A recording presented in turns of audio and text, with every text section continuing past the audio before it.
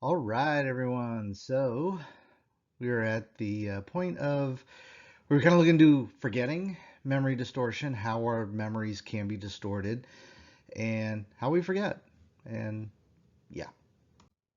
So first, a bit of a recap, a review, however you want to call it. But so first, you have external stimuli that goes into your brain. What you see, what you smell, what you touch, what you taste, all that kind of stuff. And then based on what you're going to be paying attention to, that is going to go into your short term memory.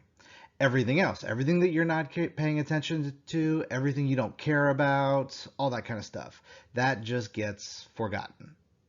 That's it. Boom. And then from your short term memory, you go take a nap, go to bed for the end of the day, and then all the short term memories gets dumped into your long term memory. And then, as you go through your day, the next day after you wake up, the things that you're trying to remember from the day before, a couple days ago, a couple years ago, all that kind of stuff, that is going to be retrieved and pulled into your short term memory where you can begin to play with it some more. Like, for example, you're talking to someone about what you did last summer, or the movie you saw a week ago, or when your house blew up and you're regaling everybody with the tale of that. So that's how that's going. So when it comes to retrieval and failure to retrieval of your memories, because remember, the idea of retrieval is information in your memory can be recalled back to your short-term memory. So things go from your long-term memory to your short-term memory. Now, when you have a retrieval failure, is pretty much your inability to recall information stored in your long-term memory. So, like for example, there are things that we have known that we have forgotten. There are things that we used to know how to do, people we used to know, all that kind of stuff. That stuff gets forgotten. And this is going to be looking at kind of how this happens. Because there's a lot of different things kind of at play. So first, kind of the main thing is you have the decay theory. And if you've ever seen the movie Inside Out, just watch it again and fast forward to where you have the mind workers, because that is actually very pretty accurate as far as psychology goes, told with non-linguistic representation. Fancy buzzword saying we told it with pictures. So if you remember back to the mind workers, if you haven't seen the movie, sorry, spoiler alert. But what happens is the passage of time can cause us to forget. Now, in the movie, the way memories were shown as orbs of different colors based off of kind of the emotion that was kind of wrapped up with the creation of that memory. And then what happens is if a memory is no longer used, and then what happened with the orb is it would eventually start to go gray until eventually it just gets thrown into the dump. That's pretty much a what this was showing, the whole decay theory in action. So what happens is as a memory stays with us, um, we have a higher chance of that memory eventually fading and disappearing. It'd be like me asking you, "How was your first birthday?" You probably don't remember that. So this was actually put together by a guy named Hermain Abengal. I can't say his last name. Herman. I'm just gonna call him Herman. Herman figured this out, and what he said was, what we can do is we can actually combat decay theory with by combating it with what he called distributed practice. So if there's something that you're trying to learn, memorize, whatever, say you have a test coming up. One, no sudden long-term death cram sessions for 12 hours to study for your test. That is actually not going to help the decay theory. What he found out was if you do multiple sessions in short bursts, that will actually do better in the long run. So again, hypothetically, let's say you have a test coming up tomorrow. Well, here's actually the best way to do it. Um, Study for about 5 minutes. I'm actually recording this around noontime ish, a little after. So if I was going to have a test tomorrow afternoon, What I would do is I would study for about 5 minutes right now. Just quick 5 minute burst. And then a couple hours later, maybe around right before I have dinner, I study again, but only for 5 minutes. And then before I go to bed, 5 minute burst. And then after I wake up the next morning, I eat my breakfast, I shower, I no longer offend myself, I study again for another 5 minutes. And then I go to school. I study for 5 minutes. Really quick, just short, 5 minutes. And then, say if my test was going to be around noon, I do another little quick 5 minute refresher just to refresh my memory, get my brain a little focused, but I'm not going to sit and death study for 12 hours. That actually does not help. That actually does, sitting and doing a death cram does not help with memory retention. Sleep helps as well, because as we sleep, we make memories, especially long-term memories. So the more better sleep we get, the more restful sleep we get, all that stuff that helps with memory. Elaborative rehearsal. So this is where we how do we group things? What kind of mnemonic devices are we using? What little images are we associating with whatever we're studying?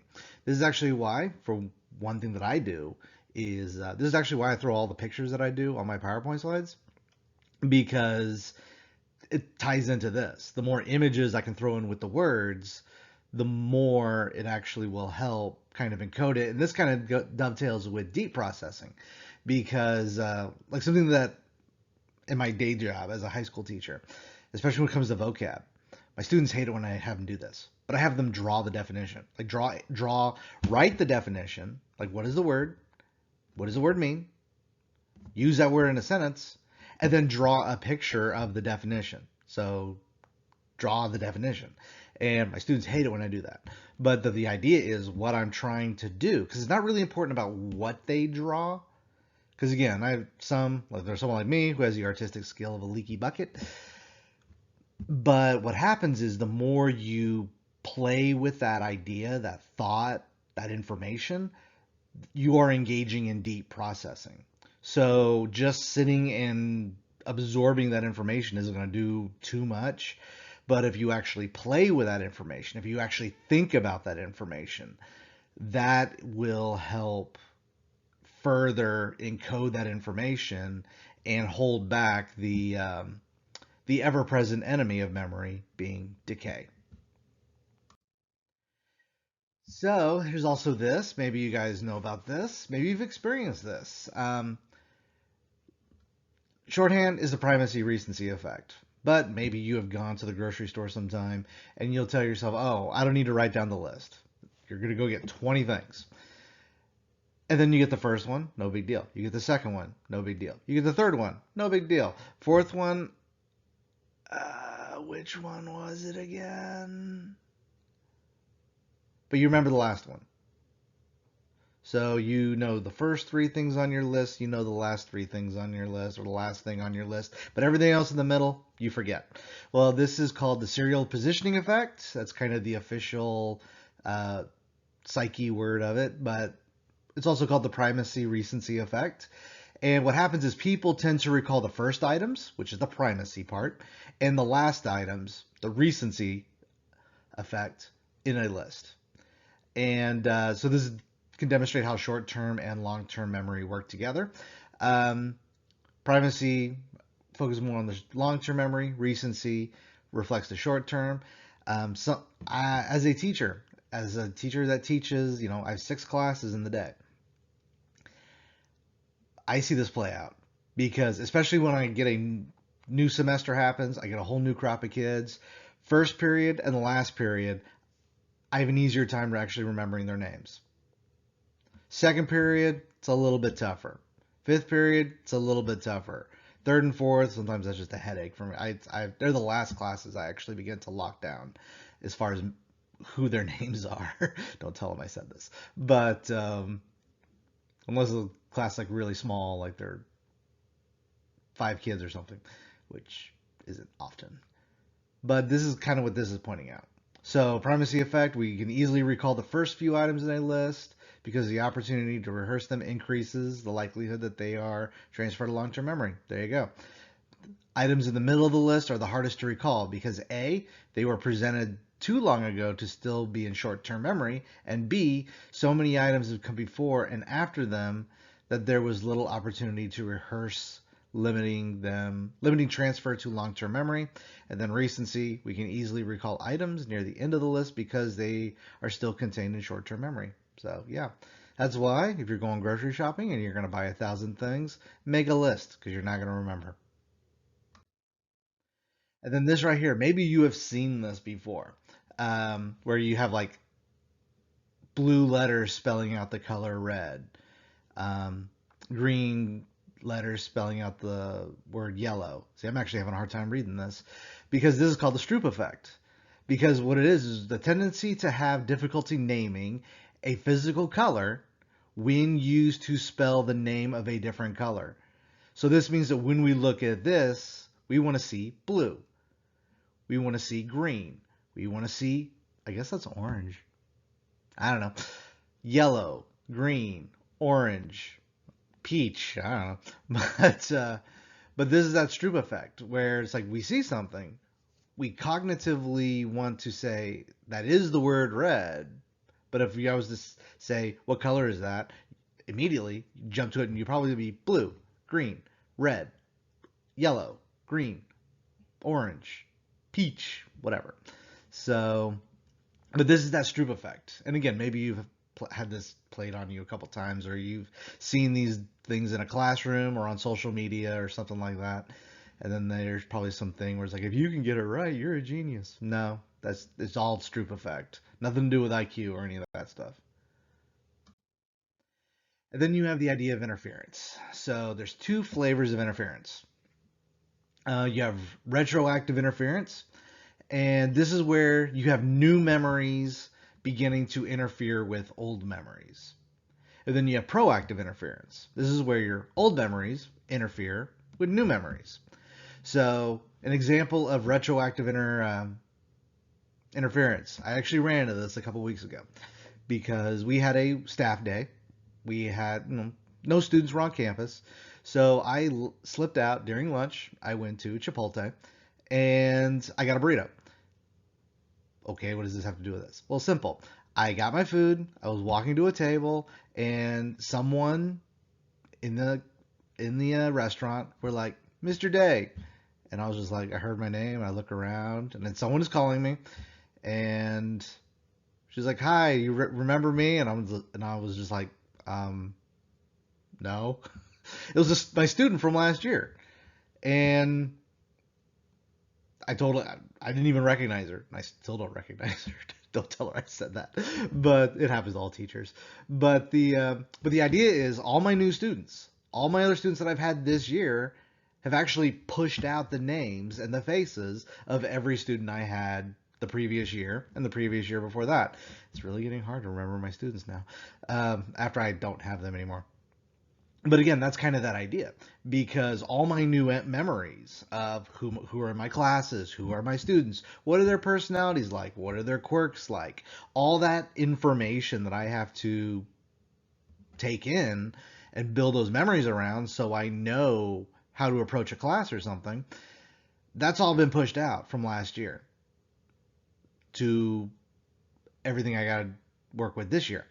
And then your proactive information, and I'm sure some of you guys probably experienced this, like around January, when you had to write a date, and now it's 2023, but you're writing a date for something and you wrote 22.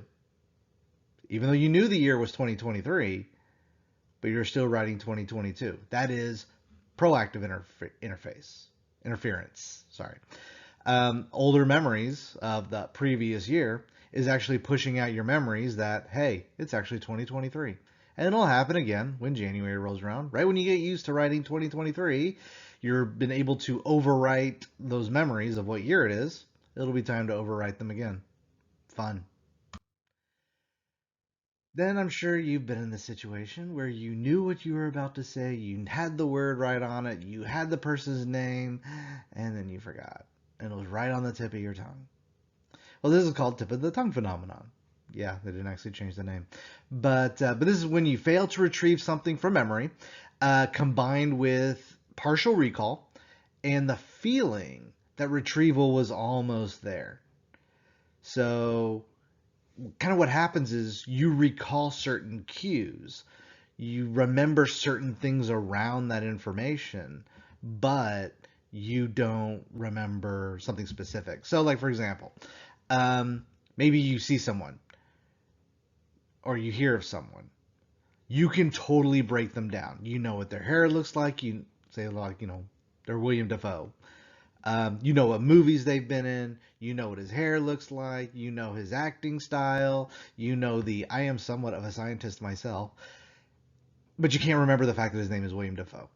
Like you should know who William Dafoe is, but you don't know who William Dafoe is. There you go. And then this is something that happens all the time because I always sit around and I listen to people talk, and they tell me about what happens, and what happens is people remember things the wrong way, and this is what's called the misinformation effect, and by extension, false memories. Because yes, we all have false memories. We remember things the wrong way. Um, it may be something as mundane as someone telling you to do something, but you remember it in terms of them not telling you to do something, but them like barking at you to do it or yelling at you to do it. So you kind of remember things a little not right. So so here's kind of like a model that kind of shows it up here with the two cars. You have the actual image of the actual event. Silver car hits red car. Okay. Fender bender, mild fender bender. But the memory construction, when you go back and you retell the story, or if they were to tell you to go back and like draw it out or something, or describe what happened, you may actually make the situation worse. Because what's happening, or better, is because what's happening is you are taking in so much information. And even when you have a big situation happening, what's happening is you can only take in so much because you can only split your attention so many ways. Our brains are already doing so much anyway just to keep us alive. So what happens is we remember things a little bit off. So misinformation is when our memory of past events is altered by exposure to misleading information. So what can happen to be you can be sitting there watching the accident, someone else can be standing by you watching the exact same accident. They maybe describe it a little differently. And then what you're going to do is you're going to reconstruct, kind of integrate what they said into your own memory in order to, and you'll kind of put it all together. So memory is a bit of a hodgepodge of what you say, what other people say, all that kind of stuff. And again, false memory. This is a memory of an event that is entirely false or partially distorted. And this is actually a basic thing. But understanding this basic thing, this is actually where you get the idea of gaslighting.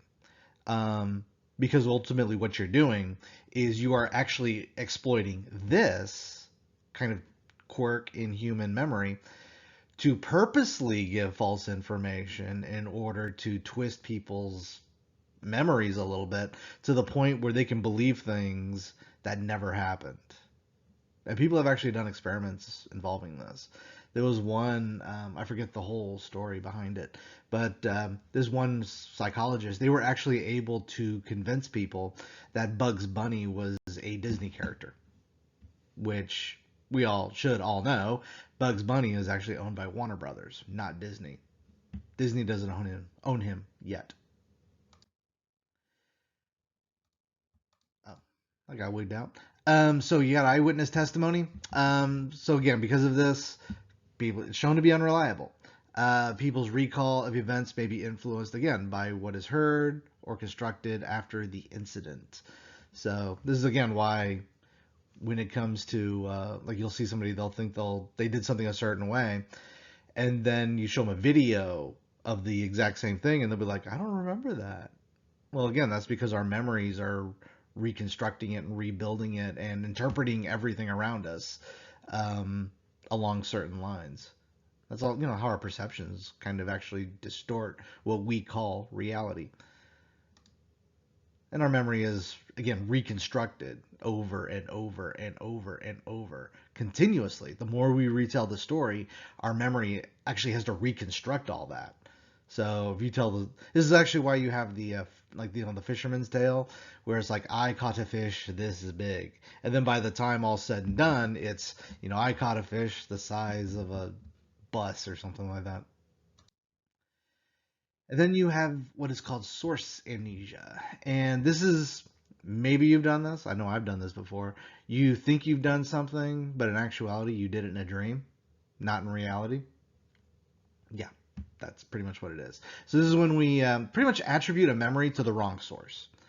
And so, again, thinking we did something when actuality we read it in a story. Thinking that something happened to us, but it actually happened to someone else, where you have the idea of deja vu. This is where parts of our brain, temporal lobe, identify something, and the hippocampus and frontal lobe cannot necessarily keep up with it or come up with the information to kind of fully put it all together. Um, yeah, that's pretty much it. So this right here, autobiographical memory, is really just a recollection of events in our life. And again, more recent events are easier to recall. And yeah, this is kind of what is sometimes called episodic memory. Those are those things that we can go back and we view it in our mind's eye almost like a movie. But but yeah. But again, like with all memories, these can be distorted based off of things that we're feeling, all that other stuff. Because like for example, if you have intense intestinal cramps because you ate some bad meat or something, your autobiographical information memory is going to be kind of filtered through that lens. So yeah, bit of an aside. Why is my thing beeping? And then we have our recovered memories. So usually these are memories that are forgotten, long forgotten. Usually they're a dramatic event. Now, what can happen is these are not necessarily memories that are totally forgotten, but these are buried. This is kind of where we go back to Freud and the unconscious.